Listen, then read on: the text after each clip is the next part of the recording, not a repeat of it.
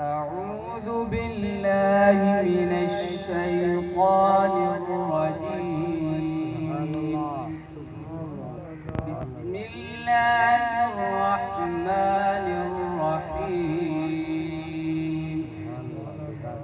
وأما القاسطون فكانوا لجهنم حطبا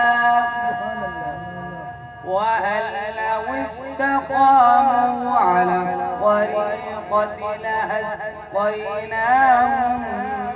ماء غدقا لنفتنهم فيه ومن يعرض عن ربه يسلكه عذابا صعدا.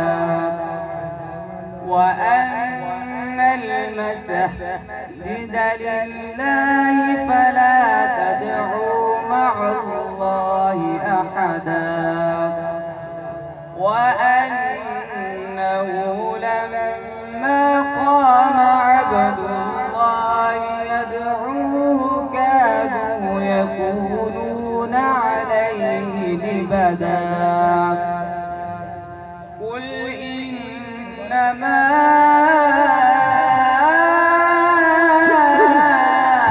أدعو ربي ولا أشرك به أحدا.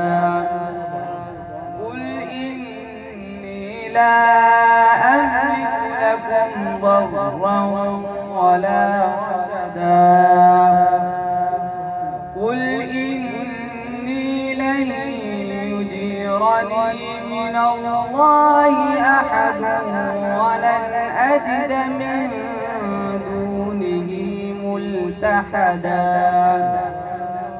إلا بلاغا من الله ورسالاته. ومن يعص الله ورسوله وإن له نار جهنم خالدين أبدا. صدق الله العظيم.